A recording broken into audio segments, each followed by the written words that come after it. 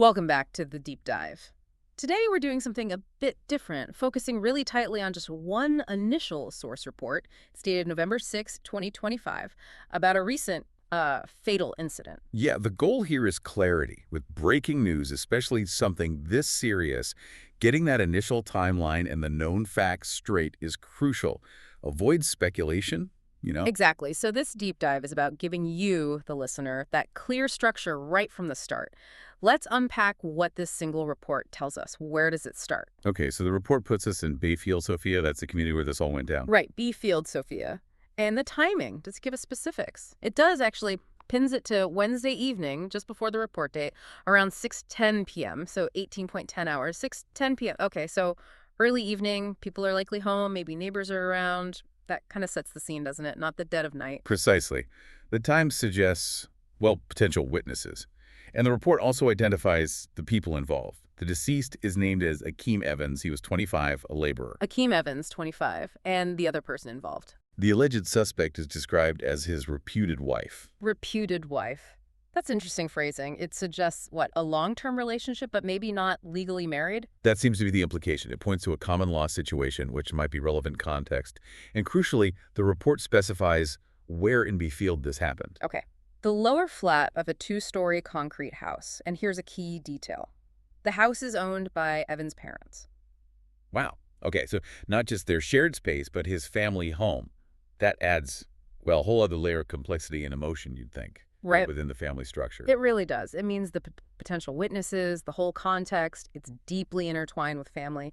The report says the incident itself, the trigger, was that the couple got into a heated argument. Heated argument, sadly, a common start. Yeah. But how quickly did it turn violent based on this initial report? It seems very fast. The report states the woman apparently armed herself with what's just described as a sharp object. It's just a sharp object, vague, okay.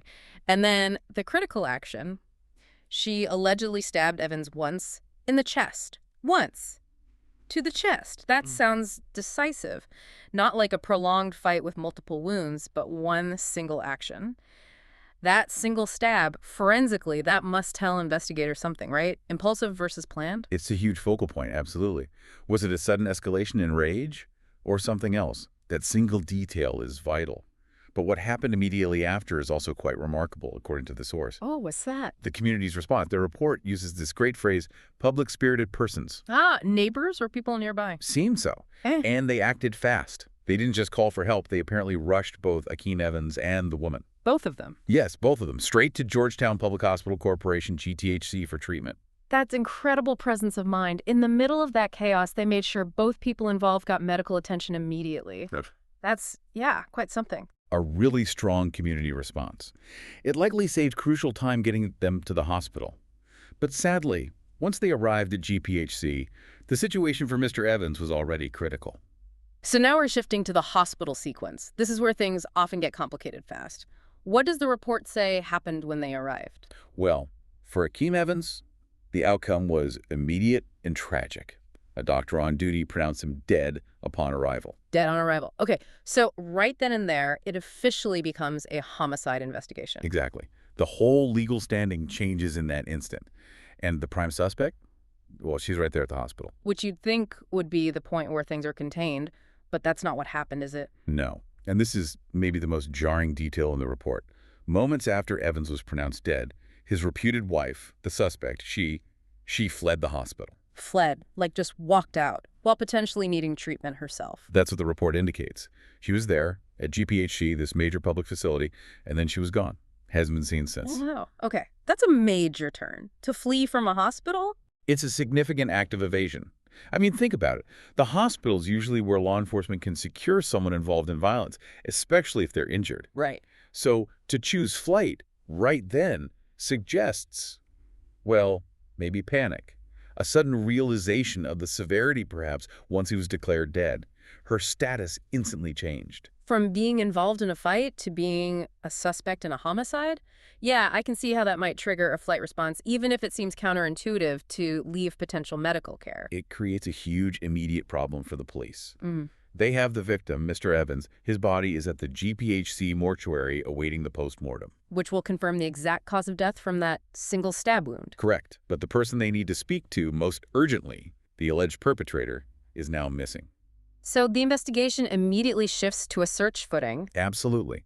The report confirms police have launched a search for her. They're actively looking, trying to figure out where she went after leaving GPHC. And they believe she's actively hiding, not just lost or disoriented. The report indicates investigators believe she is, quote, currently hiding. They're treating her as a fugitive, someone consciously trying to evade capture while they investigate the whole altercation. Okay, so they're not assuming she's just wandered off in shock. They think this is deliberate evasion. That seems to be the working theory, yes. She used that moment at the hospital to get a head start. And remember, this started at his parents' house. She might know the area, know people who could help her hide out, at least temporarily. Right. Right, local knowledge could be a factor. So just to recap this incredibly compressed timeline we've pieced together from the report. It starts around 6:10 p.m. on Wednesday. Yeah, a heated argument escalates fast. Leads to a single stab wound to the chest with a sharp object. Victim is Akeem Evans. Then quick community intervention, both Evans and the suspect, his reputed wife, are taken to GPHC. At the hospital, Evans is pronounced dead on arrival, And moments later, the reputed wife flees the hospital and disappears. leaving the police with a homicide investigation and an active search for a missing suspect who they believe is hiding. That's the picture from this initial report. It is a rapid, tragic sequence of events. So let's just quickly crystallize the main takeaways for you, the listener, based purely on this source. Location: Sieves and Fields, Sophia. Time: Wednesday, 18.10 hours. Akeem Evans, 25. Cause: single stab wound to the chest. Key event 1. Community members transport both victim and suspect to GPHC. Key event 2. Victim pronounced dead on arrival. Key event 3. Suspect flees GPHC moments later. Police investigation underway, actively searching for the woman. And maybe a final thought to leave you with, drawn just from these facts. What drives someone who is already at a hospital, potentially injured themselves, to choose immediate flight the moment their partner is declared dead? Yeah, leaving potential safety and treatment behind. Exactly. What level of fear or understanding of the legal consequences prompts that specific decision in that specific place? And think about the challenge that split-second choice creates for law enforcement, turning a contained situation into an urgent search across the wider community.